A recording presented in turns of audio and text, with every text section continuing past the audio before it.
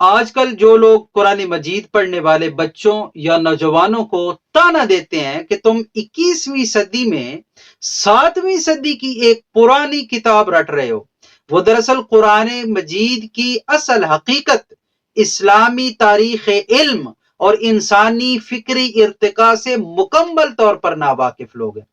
یہ تانا نہ صرف سطحی ہے بلکہ ایک گہرے فکری تعصب کی عکاسی کرتا ہے جو الہی ہدایت کو فرسودہ قرار دے کر انسان کو بے مقصد جدیدیت کے حوالے کرنے کی کوشش کرتا ہے۔ قرآن مجید کوئی مخصوص صدی یا زمانے کی کتاب نہیں ہے، یہ خالق کائنات کا وہ ابدی اور ہمہ گیر دستور حیات ہے جو ہر دور، ہر تہذیب، ہر علمی سطح اور ہر انسانی معاشرے کے لیے مکمل رہنمائی فراہم کرتا ہے۔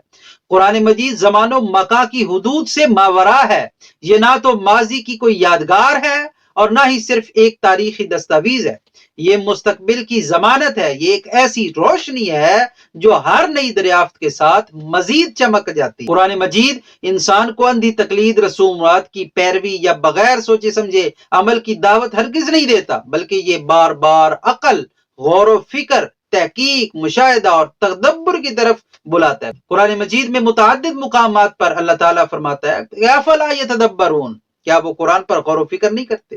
افلا یعقلون، کیا وہ عقل سے کام نہیں لیتے؟ افلا ینظرون، کیا وہ غور سے نہیں دیکھتے؟ افلا یتفکرون، کیا وہ تفکر نہیں کرتے؟ یہ آیات قرآن کی بنیاد ہیں جو انسان کو کائنات کے مشاہدے، سائنسی تحقیق اور عقلی استدلال کی طرف راغب کرتی ہیں۔ قرآن تدبر، تفصیلی غور و فکر اور تفکر، گہری سوچ کو ایمان کا لازمی جزو قرار دیتا ہے۔ یہی فکری بنیاد تھی جس نے مسلمانوں کو قرون وسطی میں، اسلامک گولڈن ایج، تقریباً 8ویں سے 13ویں صدی تک میں دنیا کی علمی قیادت عطا کی۔ جب یورپ تاریکی اور جہالت کے ادوار میں ڈارک ایج سے گزر رہا تھا، مسلمان سائنسدان، طبیب، فلکیات دان، ریاضی دان اور فلسفی دنیا بھر میں علم کی روشنی پھیلا رہے تھے۔ ریاضی میں خوارزمی نے الجبرا کی بنیاد رکھی۔ ابن سینا کی کتاب القانون فی الطب صدیوں تک یورپ کی یونیورسٹیوں میں بنیادی کتاب رہی۔ الہیثم نے روشنی کی تھیوری، دوربین کی بنیاد اور کائنات کی تحقیق کی۔ فلسفہ اور منطق میں ابن رشد نے یونانی فلسفہ کو اسلامی فکر سے ہم آہنگ کیا۔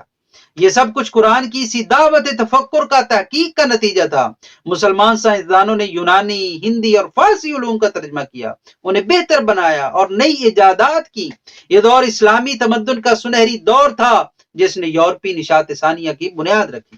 اب آئیے اصلی نقطے پر کہ سائنس اور قرآن کا باہمی تعلق کیا ہے۔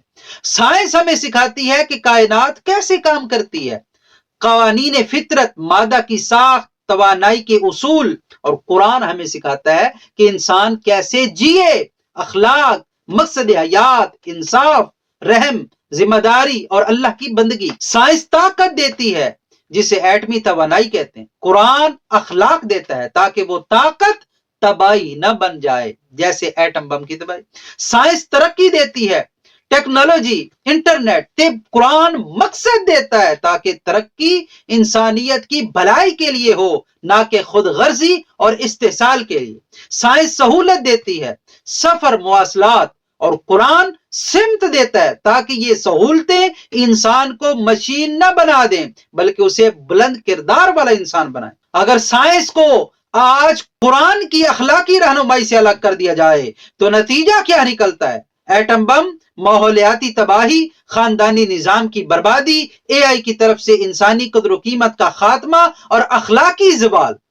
دوسری طرف اگر دین کو عقل، تحقیق اور سائنس سے الگ کر دیا جائے تو فکری جمود، اندھا تعصب اور پسماندگی پیدا ہوتی ہے۔ یاد رکھ لو تم کہ اصل مسئلہ قرآن میں نہیں بلکہ اس فکری تعصب میں ہے جو الہی ہدایت کو پرانی کہہ کر رد کر دیتا ہے۔ جو شخص قرآن کو فرسودہ کہتا ہے وہ خود فکری طور پر فرسودہ ہو چکا ہے، کیونکہ وہ نہ تو ماضی کی قدر کرتا ہے اور نہ مستقبل کی تیاری کرتا ہے۔ آج کے دور میں بھی قرآن کی آیات کائنات کے رازوں سے ہم آہنگی رکھتی ہیں، جیسے کائنات کی توسیع، انسانی جنین کی نشو و نما کے مراحل، پہاڑوں کی جڑیں اور بہت سی دیگر نشانیاں جو جدید سائنس سے مطابقت رکھتی ہیں۔ قرآن مجید سائنس کی مخالفت نہیں کرتا بلکہ اسے مکمل کرتا ہے۔